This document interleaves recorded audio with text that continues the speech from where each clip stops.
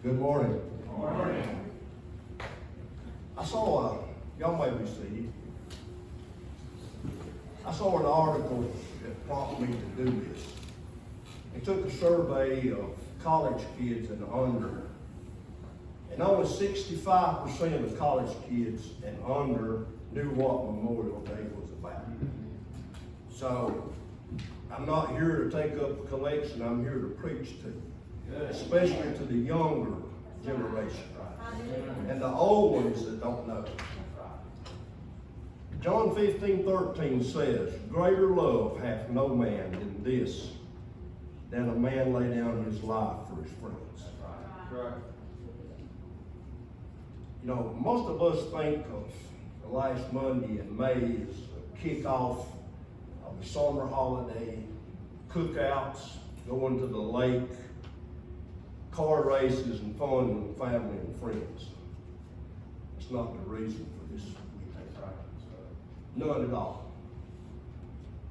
It has been designated as a day of remembrance. This day was first set aside and reserved on May the 30th, 1868. General John A. Logan of the Grand Army of the Republic, which is an organization of Civil War soldiers and sailors that got together, formed their own little club, so to speak.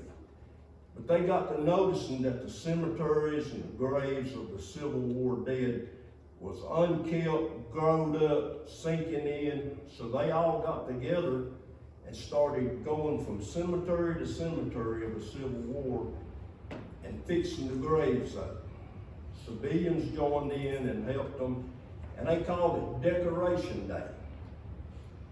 That went on for quite a few years, and it didn't matter whether it was Civil War Union soldiers or rebels, they still fixed their graves. That's right. So they had no respect of person.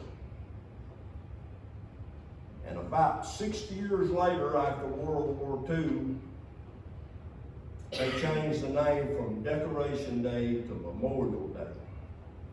In 1967, the federal government decided to honor those who paid this ultimate sacrifice.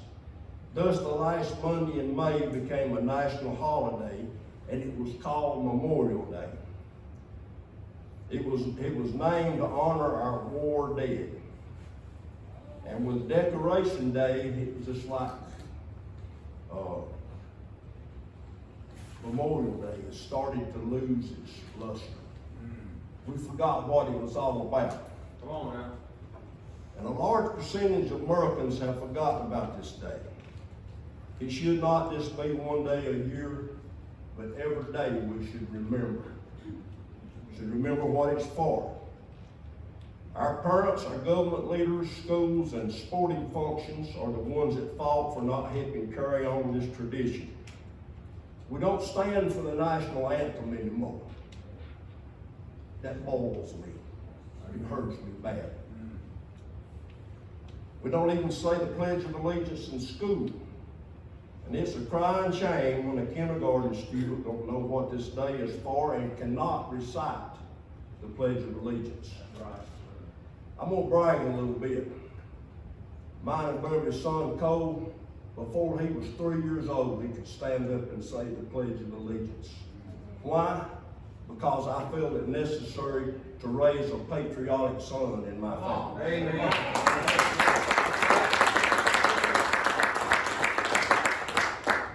Good habits and patriotism are taught by the ones who are responsible for our children. I challenge each one of you here that has children, whether they be 20 on down to 2, start teaching them. Right. Teach them the Pledge of Allegiance. Teach them what patriotism is about. Because there's a lot of countries that you can't even gather together to worship. That is right. We are blessed. until you have served, and I'm gonna get back to what this day is for, but until you have served in the military and saw combat and death firsthand, saw the horrors of war, you don't understand what freedom is. That's right, sir. You don't understand. You can't really grasp the true meaning of freedom until you have lost it. Until you have seen it being lost. Right. That's right. What really hits home, and I've seen it many times, is when they hand that folded flag to a mother or a wife. And off in the distance, you hear that song, taps. If it don't make you well up inside and cry, there's something wrong with you. Something wrong with you bad. Makes me feel like my chest is going to explode because I'm patriotic. I love it. And if you've never lost a loved one from war, you don't know how the slightest feeling of how it feels. I've lost too many in my time, and the remembrance hangs with me. At this time, if anyone has lost a friend or a loved one in war, if you would like to stand and honor him by calling his name, the branch of service he was in, and where his sacrifice was, you may do so at this time. Sergeant First Class Sherman Chapman, U.S. Army, Vietnam, died 1967, I believe it was, of small arms rifle fire. Thank you, Mr. President. Chuck? Captain John James Dawson, Second World War, Pacific Theater, Solomon Islands, down pilot. Thank you, Chuck. Anybody else? See, only two people in this church have lost friends or loved ones in a war. We're lucky. That's right. I've lost quite a few. I lost my best friend in December. He didn't die in the war, but he died because of the war. That's right. So you're all lucky, every one of us. I got some figures that was compiled by the Military Order of the Purple Heart. And I want you to listen to these numbers real closely. Think about it. It could have been your dad, your brother, your uncle, whatever. But think about these numbers. These are approximate about the Civil War because nobody knows exactly how many died in the Civil War. In the Civil War, there was 620,000 died. World War I, there was 116,516. World War II was 405,399. In Korea, I was 36,516. In Vietnam, 58,318. Should have been 58,319, but God seemed fit not to take me. That's right. And the war on terrorism, which is Afghanistan and so forth, it was 7,000. This is a total of 1,243,729 that paid the ultimate sacrifice. Can you believe that number? 1,243,000. I just can't comprehend that many dead people. But it is. Armed Forces Day is when we honor those who are present and serving. Veterans Day, we honor those who have served. But Memorial Day, we honor those who paid the price of freedom with their lives. Could have been either one of us. To most of you young folks, and sadly some of the old ones, we haven't been taught about the sacrifices, and we have become accustomed to the good life. That's right. We take for granted every day. Some of us even go as far as to make fun or bully that old veteran just hobbling around or hose you up in the checkout line at Walmart. We make fun of them sometimes. To quote an unknown author, tomorrow will be the most expensive holiday on the calendar. Every hot dog, every burger, every ride around the lake with family and friends is a debt purchased by the lives of others. This day is to honor those who paid with their lives and their blood, whose moms never saw them again, whose dads wept in private, whose wives raised the kids alone, and whose kids only remember them from pictures. This is a day to remember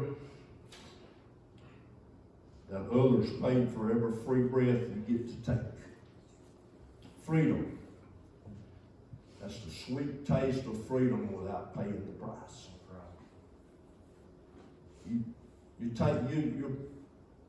tasting freedom and you haven't paid the price. Remember the ones who did. This day honors the men and women who gave their lives fighting for that sacred piece of cloth right there. It's not really for the piece of cloth, but it's what that piece of cloth stands for. What it stands for. When we say the Pledge of Allegiance, we're not pledging to a piece of cloth. We're pledging to what that piece of cloth stands for. And this right here is very important. If you want me to scold you, you wish me a happy Memorial Day, okay? I will scold you. Don't say happy Memorial Day. It's meant to be of reverence and remembrance. So instead of saying, staying happy Memorial Day, say I hope your Memorial Day is meaningful, or I wish you have an enjoyable weekend. Please remember who paid the price. Don't say happy Memorial Day. What's happy about it? If you want to see something that's not happy, go to Arlington Cemetery. That's right. Look as far as the eye can see. Those white crosses, some of them with the Star of David on it. Take a look. If you would please stand and join me in the Pledge of Allegiance to the flag of our country. And after the pledge, we will watch a short video. I pledge allegiance to the flag of the United States of America and to the republic for which it stands, one nation under God, indivisible, with liberty and justice for all. You may be seated. God bless America. Yeah. Amen.